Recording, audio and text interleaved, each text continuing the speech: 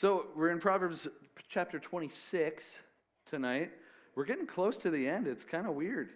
I use a resource called BibleHub.com. It's got all the different translations. It's got Greek stuff. It's got Hebrew stuff. It's got commentaries and all sorts of stuff. It's a great resource. And I usually open a blank Word document, and then I open BibleHub, and I put the scripture that I'm going to be working on in there.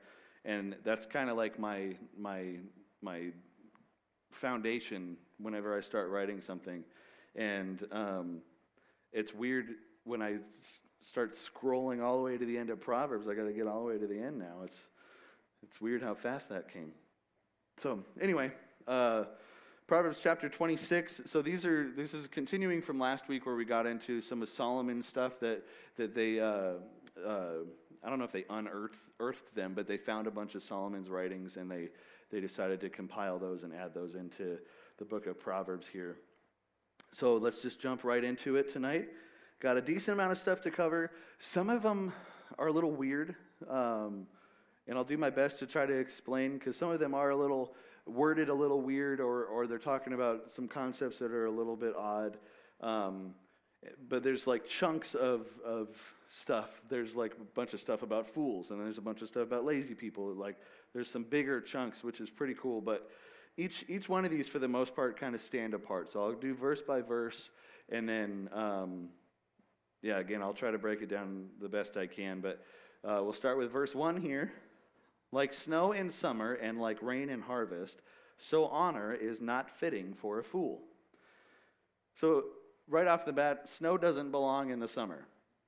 Rain during harvest doesn't belong either, just like honor doesn't belong with the fool. Not to mention when you're talking about an area here that's dependent on its agriculture. It's completely reliant on its agriculture, and the weather plays a big factor in there. So snow in the summer or rain during the harvest would be bad. So rain during the harvest would cause the harvest to rot. Then that was one of my questions, was that, well, why would rain be so bad, when it's already harvest time? It would cause the stuff to rot. And I mean, we know the weather in California. We're used to this, the dry heat. Everybody, it's hot. But think about how hot it gets here during the summer. Remember when it was like 110 just a few weeks ago? Now imagine snow all of a sudden in summer. That wouldn't be right. That would be really jarring for us, right? How damaging that might be in a lot of different ways. It would cause chaos. So honor does not belong with the fool just as much as snow does not belong in the summer. It's not fitting, and it can lead to disaster. Verse 2. And by the way, we're going to talk about fools a lot tonight, and just to reiterate, fools are people that are set against God, that they think they know what's best, basically, and they are actively choosing to oppose godly wisdom. They don't need it. Verse 2, like a sparrow in its flitting, like a swallow in its flying, so a curse without cause does not come to rest. So Solomon is using this depiction of a flying bird without taking a rest to try to understand this point here. And kind of similar to the last verse, a bird flying without ever stopping to take a rest doesn't really make sense, and it's not right. You always see birds perched on the telephone wires and different things. That's a bird that just constantly flies and never lands. That's not right. Just like a curse without cause is not right. Closer to the Hebrew, it calls it an undeserved curse. So this verse hints at the importance of godly wisdom right off the bat. In the book of Numbers, there's this prophet named Balaam, and he met with God, and he was a wicked prophet. He was considered a wicked prophet, but he's noteworthy because although he was wicked, he wasn't considered a false prophet. He was just kind of a bad guy. But Balaam said in the book of Numbers, it's recorded in the book of Numbers, he said, "How am I to put a curse upon whom God has not put a curse? And how am I to curse him whom the Lord has not cursed?" He's saying that it's not his place, essentially. A commentary that I read said, "Since the Creator and the Lord of history is the source of blessing and cursing through a fellow human being, the proverb infers that the undeserved or unfitting curse is ineffective because the sovereign does not back it up." So you can look at this verse as saying people interpret it a couple different ways in terms of the bird flying. You can look at it as saying a bird needs to come to rest because it cannot just constantly fly forever. And a curse without cause cannot last. It cannot stand, just like a bird flying. It can't happen. It needs to rest. So a curse without cause can't last. But again, this verse is also interpreted a little differently, saying that a bird has to fly, and while it's flying, it has to actively fly. It has to flap its wings. It has to keep itself in the air, otherwise it would fall. So a curse without cause can be like a bird that continues to fly and that it continues to cause trouble. A curse without cause becomes a problem. Just like a bird, imagine a bird just stops flapping and starts falling. That's a problem that it caused. So whatever that curse is can have lasting effects. So either way, you can kind of see that a curse without cause is wrong, is essentially what this verse is saying. That's kind of a really long-winded way of saying that, but anyway. So these next verses, you're going to notice this common thread of fools. It's going to say the word fool a lot. Solomon used the word fool to describe somebody that essentially hates godly wisdom. So the next several verses are going to be pertaining to fools, starting with verse 3. It says, a whip is for the horse, a bridle for the donkey, and a rod for the back of fools. So when you're riding or using a horse or a donkey, the rider would usually whip the horse. I think of Ace Ventura when he sees the guy whipping the horse to do tricks, and he grabs it and he whips the guy, and he says, funny, it doesn't seem that painful when you're doing it to the horse. But they use the whip to control the animal and to steer the animal. And they use a bridle to pull and steer the donkey. These are tools used to control and steer and guide the animal. Now, a rod is another tool, and it's a good tool for the back of fools because they refuse to learn from godly wisdom. They don't want it. And what they refuse to learn from godly wisdom, maybe they might learn through some discipline. Maybe a little discipline, a little bit of pain might actually direct them towards godly wisdom. But since the fool is arrogant and stubborn in their ways, maybe they need to be broken in a little bit, broken like a horse or a donkey would be broken. Maybe instead of reason, they just need a little bit of kind of direct force to be used on them to direct them and to guide them. The next foolish verses are verses 4 and 5. It says, do not answer a fool according to his foolishness, or you will also be like him. Answer a fool as his foolishness deserves, so that he will not be wise in his own eyes. Now, a lot of people point to these verses as being contradictory.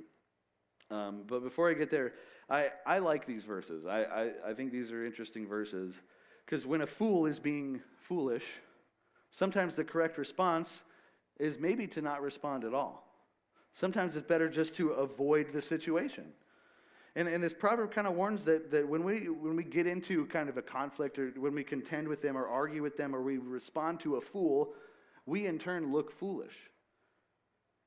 Now think about trying to argue with somebody that's really stubborn and they got their heels dug in and they're being really stubborn in their foolishness.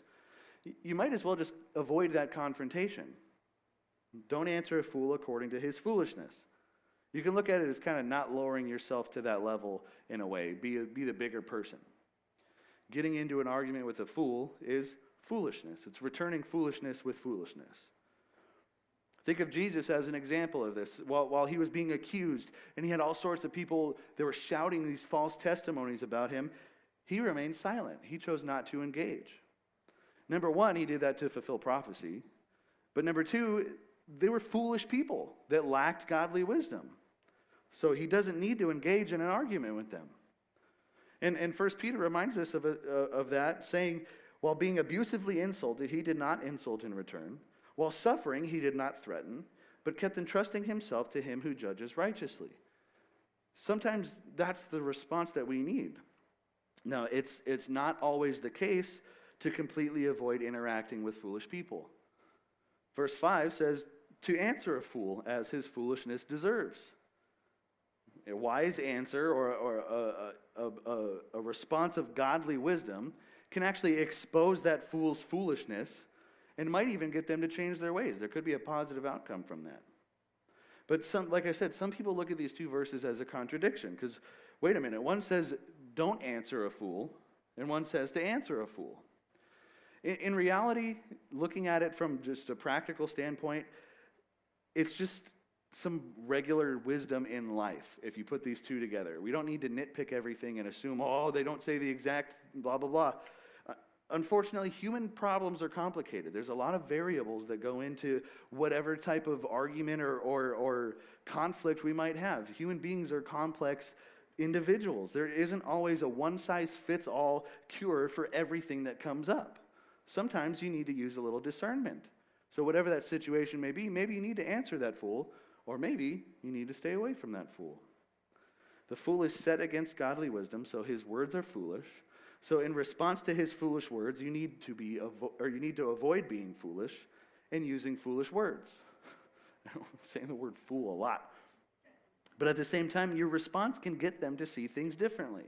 Again, you need a little bit of discernment when you're responding to a foolish person. And maybe your wisdom is going to show them that their wisdom or what they think is wisdom is wrong. Don't allow them to be wise in their own eyes, which is a big problem. That leads to pride and all sorts of stuff.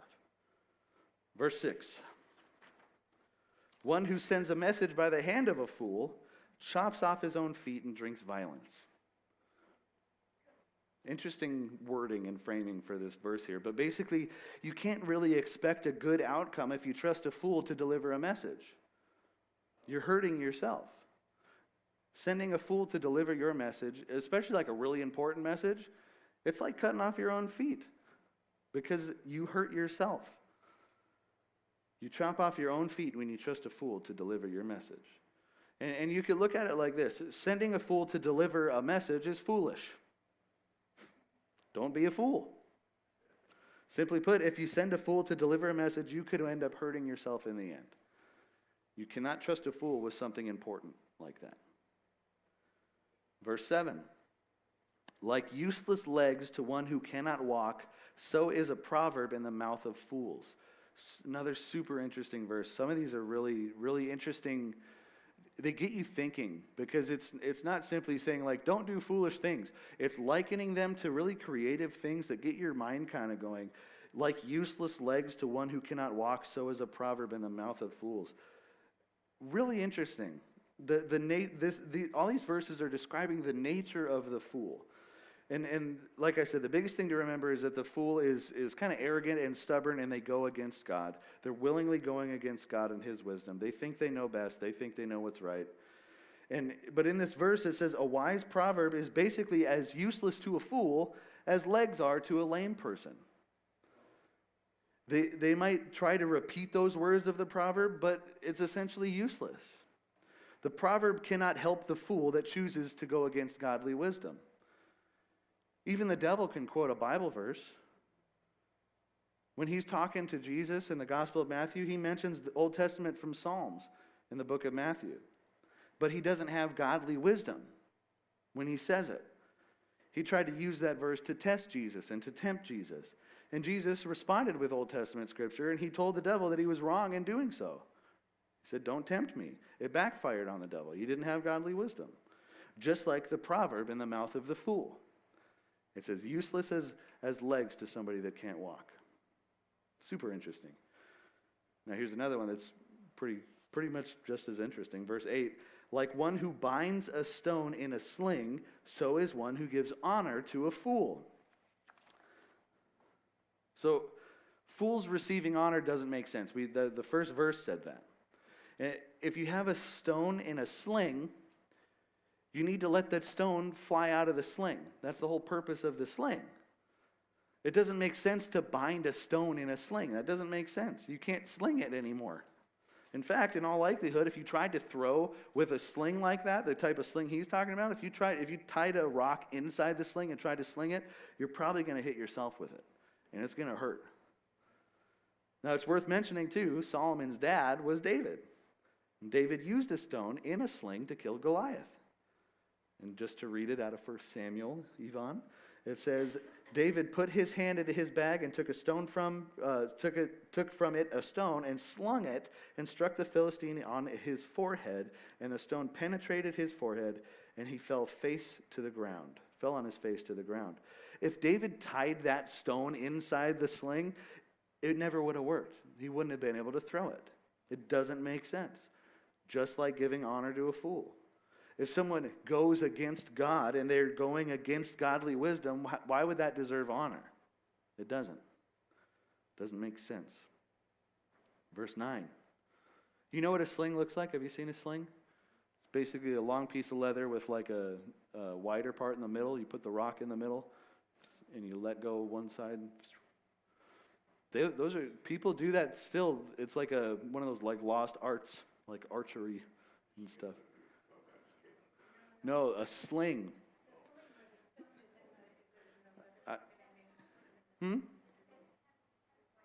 Not a catapult. It's handheld. But it's kind of like that. So it's not like a slingshot.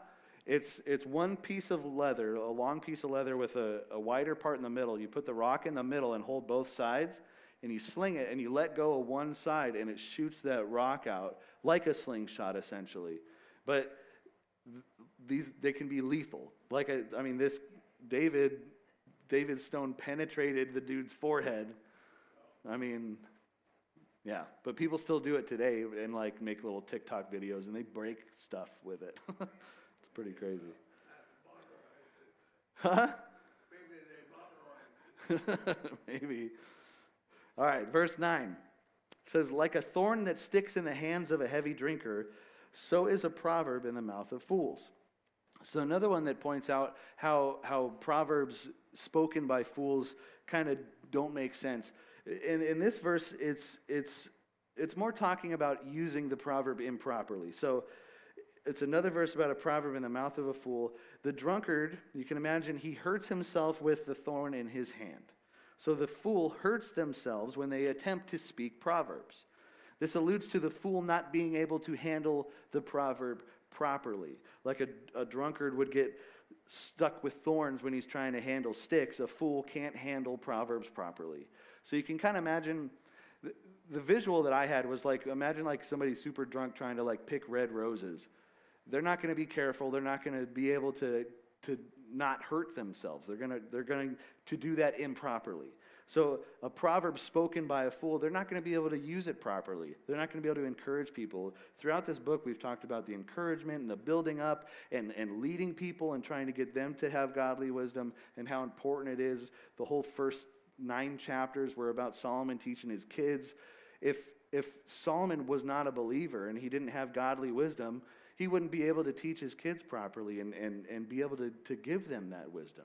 It just wouldn't work. Again, it's almost like the proverb backfires, essentially. So like a thorn that sticks in the hand of a heavy drinker, so is the proverb in the mouth of the fools. He kind of hurts himself by not being able to speak them properly or handle them properly. Verse 10, like an archer who wounds everyone, so is one who hires a fool or hires those who pass by. Another really interesting verse.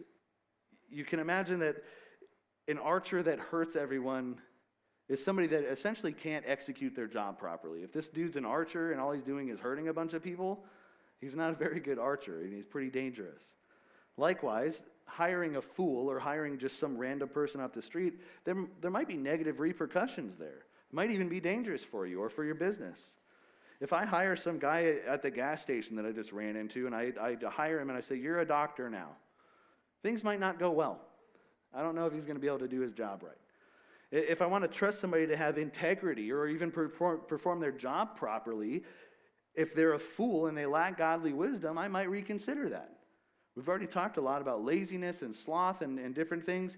If I want somebody if I'm going to hire somebody properly, I want to know, that's the whole purpose of a job interview and a resume.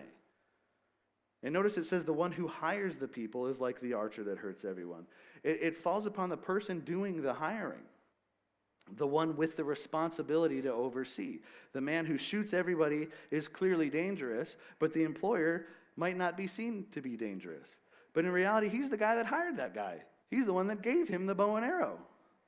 The employer is actually dangerous too. And if that employer would employ a fool or some random person off the street that he's not vetted, he doesn't know what he's doing. And there's danger in that.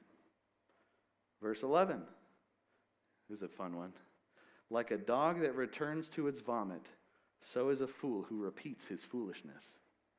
Cool verse. I like it. It's a little gross, but I like it. A fool, in order for a fool to not be a fool anymore, they need some sort of an awakening. They need some sort of revelation, an actual transformation. And without that, part of the fool's nature is to be foolish and to do foolish things over and over and over again. This is part of their nature, like a dog that returns to its vomit. Just like it's in a dog's nature to return to its vomit, a fool, it's in their nature to return to their foolishness. 2 Peter used this verse to illustrate the nature of sin and the nature of the sinner and them returning to their sin. It says in 2 Peter, it says, "But it has happened to them according to the true proverb, a dog returns to its own vomit." It's only through God and through God's plan that we can ever hope to avoid this kind of nature when we talk about sin. And we know that. That's the only way to overcome sin is through God.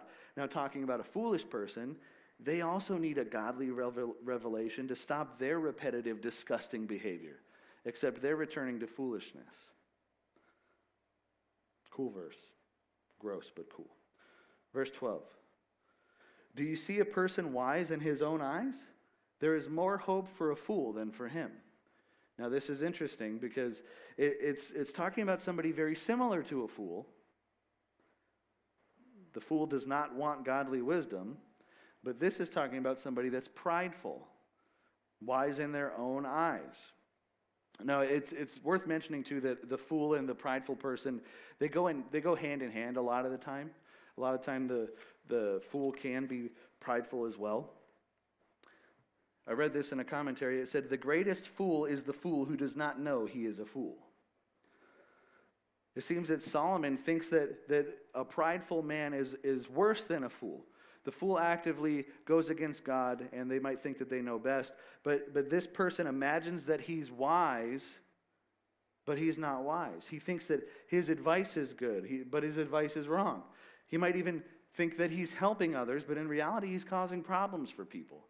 It's talking about a prideful person versus a foolish person. Verse 13. Now we're getting to the lazy stuff. It says, a lazy one says, "There's a lion on the road. A lion is in the public square." We've seen verses like this before where they make up excuses to avoid work. And you know I enjoy the lazy verses, but this person is somebody that will create any kind of excuse to get out of work. And it's obviously a ridiculous claim to make. And I think we've talked about it before, but a lion in the road was almost impossible in biblical times where they were at. This is meant to be understood like a lazy person is imagining this ridiculous fantasy just to get out of going to work. We can't let imagined fears block our way and prevent us from actually working and doing good work. The lion in the street, some people look at it as a possible representation of the bad excuses that a lazy person gives. That he's created a beast out of his bad excuses. But you can look at it from another perspective in terms of any type of obstacle in your way preventing you from doing good godly work is this beast, this lion of negative obstacles that we put in our own way. Lazy people do this all the time. They create this lion out of their bad excuses. It's like a bad excuse lion. Verse 14 has another verse about laziness. This is really cool. It's interesting. It says, "As the door turns on its hinges, so does a lazy one on his bed." Another funny verse. I don't know why I like the lazy one so much. But it's another kind of example of like an extreme case of laziness. Solomon tends to use humor like this. He tends to go way over the top with lazy people. If you think about a door can only move and turn if it's on its hinges, right? That's the only way that door moves. So this verse is saying that the only movement a lazy person is able to do is roll over on their bed, like a door on its hinges. Now, it's funny, but if you think about it, the door does not really actually go anywhere. The door is still in the same spot. It just pivots on that one hinge, but it stays there. It just pivots. Now, the lazy person does the same thing. The lazy person doesn't move. They just lay there. and they pivot, and they roll over from side to side. You can even say that the lazy person is hinged to their bed, if you want to say that. So Solomon's saying these lazy people are like doors. They're like a door, because the door moves, but it's still stuck in the doorway. A lazy person moves, but they're still stuck in their bed. Again, way over the top example of a lazy person. I want to use these when my girls become teenagers and they start like, I'm going to be like, you're like as a door turns on its hinges, that's you. I'll be like, what does that even mean? You're grounded. Yeah, look it up. That's a good answer. Google it. All right, verse 15. All right, another lazy verse 15. A lazy one buries his hand in the dish. He is weary of bringing it to his mouth again. This is a verse that's very similar to one that we read earlier in Proverbs, another lazy verse. But Solomon's being super sarcastic here again. He's talking about laziness of starting something, but you can't even finish it. But he's using an extreme example. He's showing this picture of somebody with a bowl of food, and their hand is even in the food, and yet they're so lazy they can't even bring that food to their mouth. So it's an extreme example of showing something. You start stuff, but you can't finish it, man. You are so lazy. You can't even feed yourself when you're already here. Again, it's an exaggeration of the lazy man going hungry because he's too lazy to even eat. So, again, fun stuff. Verse 16, another lazy verse. It says, a lazy one is wiser in his own eyes than 7 people who can give a discreet answer. Interesting verse again.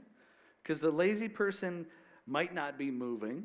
They might not be working. But for some reason, the lazy person sure does think highly of themselves. And they tend to. It's funny.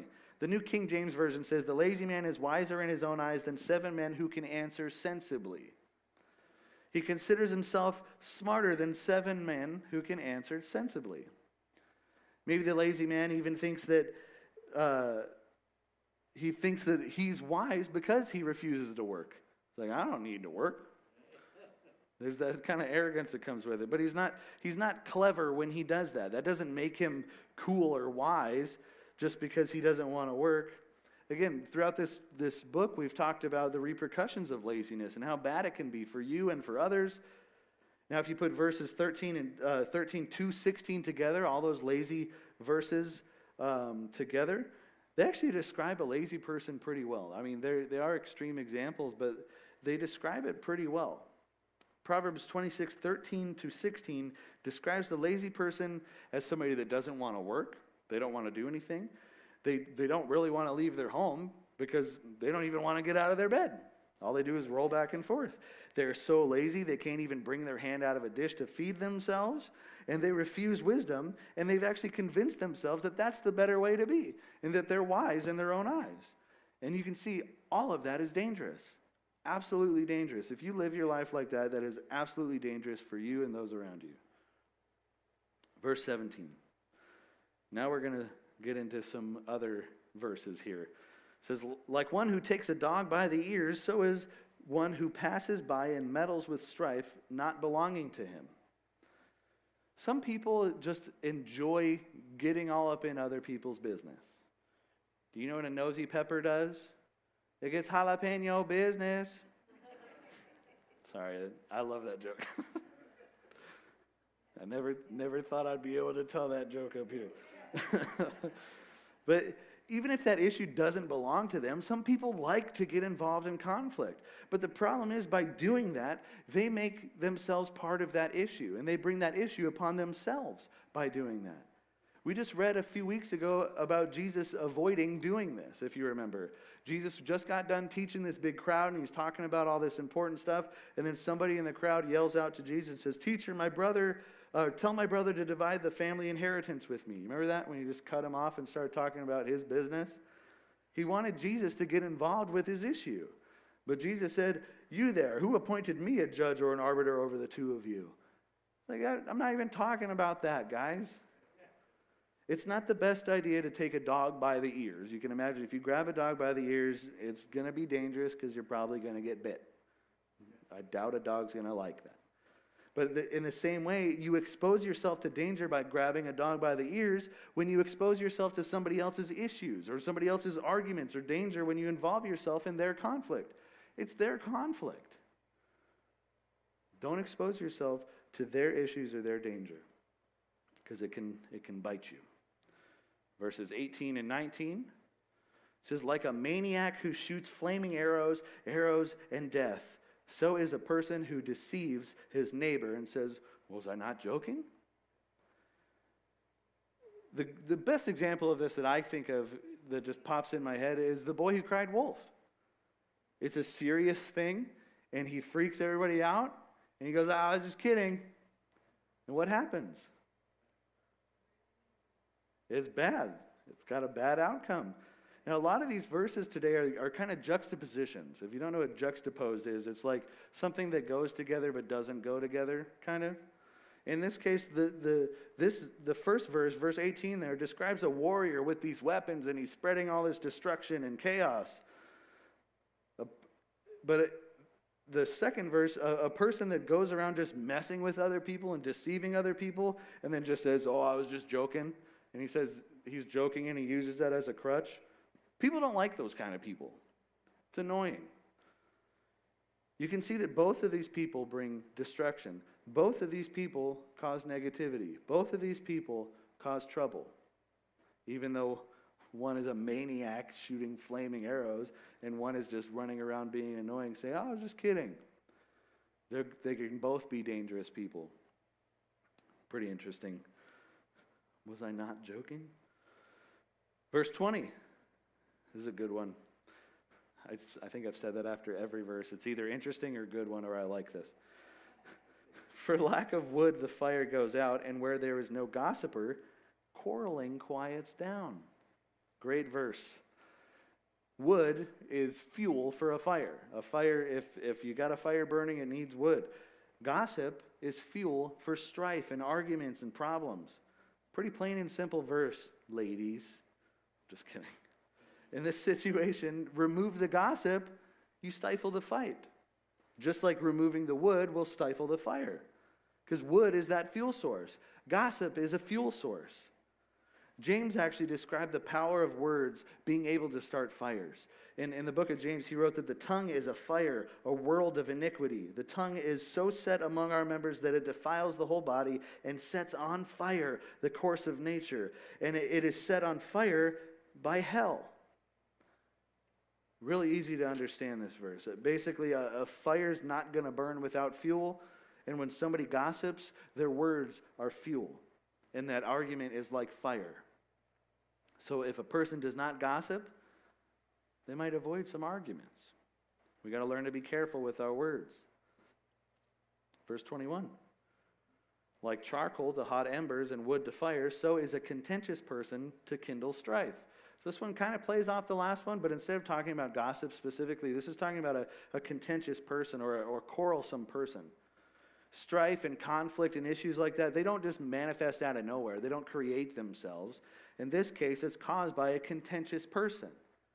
Like gossip causes strife and conflict, a contentious person or a quarrelsome person causes problems.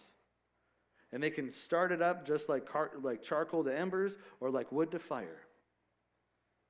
Verse 22.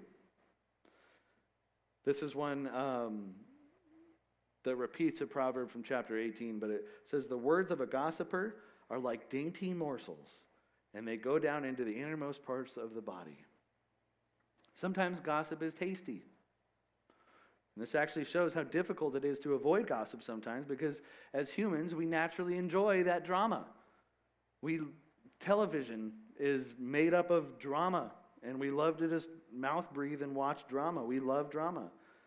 This is the same verse that's it's repeated word for word from Proverbs 18. And your translation might call it talebearers instead of gossipers. But the problem with gossip like this is gossip has a really negative effect on you. If you get involved in that, or if you even hear it, it's a bad thing. Gossip's a bad thing. Whether the gossip is even true or not.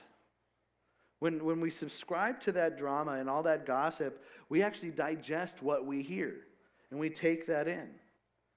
And it can often change the way we think about whatever person's involved in that gossip. It can actually change the way we feel about people.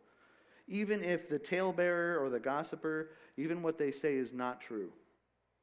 If I heard some bad gossip about somebody, I might form a negative opinion about them. Last time when we talked about this, I brought up Don likes to kick puppies, and that made me not want to hear his dad jokes anymore because he's a mean guy. But that's essentially what gossip can do. If I hear somebody talking about Don kicking puppies, I might believe that Don kicks puppies, and then that might hurt our relationship. Don does not kick puppies, by the way. We hear that gossip, and then we digest it, even if it's not true.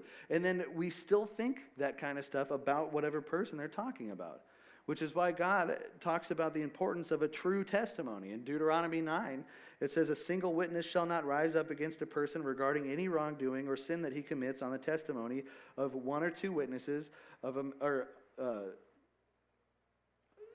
the testimony of two or three witnesses of a matter shall be confirmed."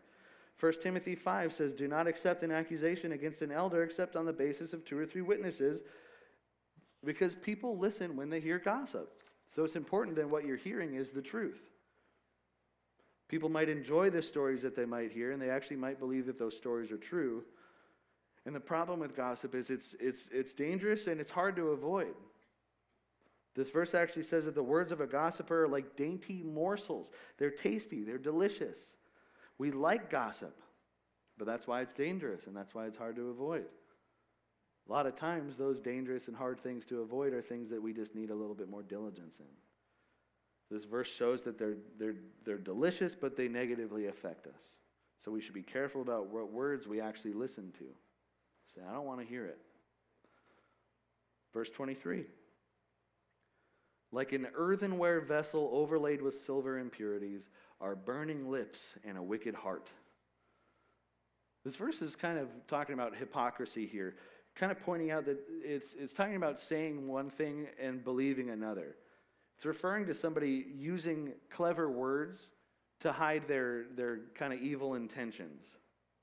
Because there's people that are actually able to speak with that kind of charisma and that natural power and persuasion, but then they have a wicked heart. Their words hide their heart. In Psalm 12, verse 2, it says, "They speak idly, everyone with his neighbor, with flattering lips and a double heart they speak." A double heart. The first part of that proverb, it says, the second part of that proverb, it says, "burning lips and a wicked heart." It's talking about something that looks superficially good, essentially. And the first part, saying an earthenware vessel overlaid with silver impurities, it's talking about something with like a silver covering. It's overlaid with silver impurities. Other translations call it a glaze over it. A silver glaze. But in reality, it's cheap earthenware on the inside. It has that nice shiny outside, but it's earthenware. Those with burning lips and a wicked heart, they might attract people superficially and look good, but inside they're cheap. Simply put, you cannot believe everything that you see. Because some pots might seem shiny or glazed on the outside, but they're still just cheap pots. They're earthenware. Likewise, you can't believe everything you hear because there's some evil people that speak clever words that might look good doing it, but they're still just evil men or evil people. Verses 24 to 26. It says, "The one who hates disguises it with his lips." Again, kind of similar. "But he harbors deceit in his heart. When he speaks graciously, do not believe him, because there are 7 abominations in his heart. Though his hatred covers itself with deception, his wickedness will be revealed in the assembly." So first of all, the first part of that says it's basically saying people tend to cover their hate with their words. And it's interesting because they hate in the first place. You'd imagine they stand behind their emotion, but they don't want their hate to be known. They harbor deceit in their heart. They're deceptive. They deceive others. But it seems that in doing so, the person's actually deceiving themselves. Because they imagine themselves as maybe a better person than they really are. which is why this says when he speaks graciously, don't believe him. This person should not be trusted because they're deceptive. Even if they come off as being kind, they're being deceptive because their words do not reflect their heart. They're merely covering their hatred with words. Again, being deceptive. This verse warns against trusting somebody that's kind or gracious or whatever it is just to hide their hatred. But it also says there are 7 abominations in his heart. Now, typically the number 7 kind of represents completion. So this is meant to, it's understood to be representative of the kind of full array of evil thoughts and deeds that this person's capable of. These abominations that they're capable of. It's basically, there's no end to the kind of evil that this person's capable of. Their words might be kind, but you shouldn't believe them because their minds are full of evil thoughts and they want bad things and they're full of evil desires. Even if they try to hide it, it will be found out. It says his wickedness will be revealed in the assembly. Even though his hatred covers itself with deception and he's deceiving others and he's using words and different things to hide that, his wickedness is going to be revealed in the assembly. People with hatred and deceit in their hearts have a negative impact on their community or on the community at large, and someday they're going to know that person's evil deeds. It's going to be found out. Verse 27. Great verse. I love this verse. It says, one who digs a pit will fall into it, and one who rolls a stone, it will come back on him. It's interesting how many times in Scripture you basically see you reap what you sow. It's been coming up a lot. It came up a lot in the 12 Minor Prophets. It's come up a lot in this book. Oftentimes, the way we treat others is kind of the way God judges us. God's going to judge us according to our actions. There's judge lest ye be judged. And then there's God will bring every work into judgment. The people that plan evil and invest into evil, they're going to suffer as a result of that. And it's worth mentioning that not all evil acts are punished in this life. And we've talked about that before, how sometimes people get away with stuff in this life, but in the end, all of their deeds will be found out and they will be judged. And we know that. But it does seem that those who plan evil and invest in evil, they get caught in the aftermath of their own sin. They build this stuff up and they get in trouble. Think about like every mob boss guy in every movie. They do all this bad stuff, and at the end they get in trouble. They get thrown in prison or they get murdered or something like that. They get that kind of comeuppance. This verse highlights the potential repercussions of our actions. If you dig a pit for others to fall into it, you're going to fall into it. If you roll a stone against someone, it's going to roll back on you. You reap what you sow. And one example of this in the Bible, and it's kind of an extreme example, but it's an example of this, is in the book of Daniel, and it's Daniel in the lion's den. In the book of Daniel, it says, the king gave the command and brought those men who accused Daniel, and he cast them into the den of lions, them and their children and their wives, and the lions overpowered them, broke all their bones in pieces before they ever came to the bottom of the den. They're ripped apart before they ever hit the ground. But it's because of what they did. They reap what they sow. Oftentimes, those that want to cause evil or cause troubles for other people, they're going to suffer because of their own actions. They bring it upon themselves. Everything that goes wrong is their fault. Super interesting verse. I like it. And we close with verse 28. It says, a lying tongue hates those it crushes, and a flattering mouth works ruin. Essentially, a liar doesn't care about the people they lie about. Hateful people spread lies about those that they want to crush or destroy, and the liar crushes people without any kind of sympathy for other people. They don't feel sorry for the ones that they're affecting. This proverb says the liar hates them. But it also says that a flattering mouth works ruin, which is interesting. Again, it's talking about deceit. A deceptive person, they might try to catch people off guard by flattering them or being kind to them and giving them kind of insincere compliments and being fake. But flattery is just another way that the lying tongue is able to crush people. It's still a lie. Their flattering mouth works ruin because it can build pride, or it can manipulate that person, and it can push that person in different ways. One commentary I read says this. It says, false love proves to be true hatred. Very interesting. But both examples cause trouble because their words are not sincere either way. A lying tongue hurts others. It crushes others, like this says. And false flattery is a lie too. And there's also a sense of manipulation possible there. But super interesting. And throughout this chapter, this is a good chapter. Although it's worded a little weird and it requires a little bit of picking apart and study to kind of figure out what's going on here, there's a lot of things in this verse that's just warning us to be careful of things. In this chapter, sorry. There's a lot of things for us to be looking out for. And that's what's really cool about this chapter. It seems that these Proverbs, even though they kind of came off maybe a little negative a little bit, we can learn what to avoid from these Proverbs. And I like that. It's a whole chapter of things that we should look out for. From the beginning of the chapter that warns us about too much self-confidence and warns against the rejection of good advice, and it warns against those that can't be taught. This chapter also warns against returning to sins and returning to foolishness like a dog. But it also says that people can scatter curses without cause. And it warns that what our response should be to a foolish person and how we need some discernment in that. But it also warns about what kind of work we put into this world and what kind of work we're willing to do.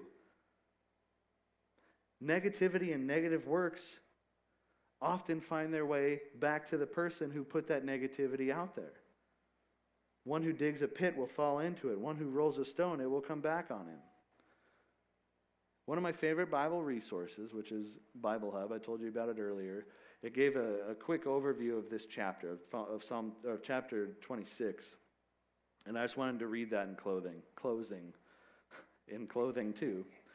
But Proverbs 26 serves as a mirror, enabling us to examine our actions and behaviors. It encourages us to walk on the path of wisdom, shunning folly, laziness, and deceit. As we apply these proverbs to our lives, we enhance our capacity to make wise decisions, promote peace, and create a positive atmosphere in our spheres of influence. Isn't that interesting? And with that, that's Proverbs chapter 26. Let's pray. Heavenly Father, God, just as always, thank you so much for your word, God. Thank you so much for giving us this amazing resource to grow and learn and become more wise, God, and learn how to navigate through the challenges of this life. But it's also a connection to you, God. The more we read this, the more we discover your love, God, and your nature, and we grow closer to you. So, God, I pray that each one of us reads our Bible a little bit more and prays a little bit more, God. We fall asleep at night or when we're in the shower or whatever we need to do, God. I pray that we make more time for you, God, because you've given us so much. You've given us not just life and all these things in our life, but constant blessings. But not only that, you've given us the gift of salvation, God, saving us from our sinful nature, God, and enabling us to have an eternal connection to you, God. You've rekindled that spiritual disconnection we had. God, you're so amazing. I can't begin to describe how awesome you are. And I just pray that we can be a little bit more faithful, walk a little bit more diligently, God, and spend a little bit more time with you, because our relationship with you is more important than anything else. So God, help us to keep that on the forefront of our minds. God, put that on our hearts and convict us, God. But as always, we love you and we trust you, and we're excited to study your word, God. Thank you so much for giving us these resources, God, and we look forward to growing even more with you. It's in your Son's name we pray. Amen. Whew.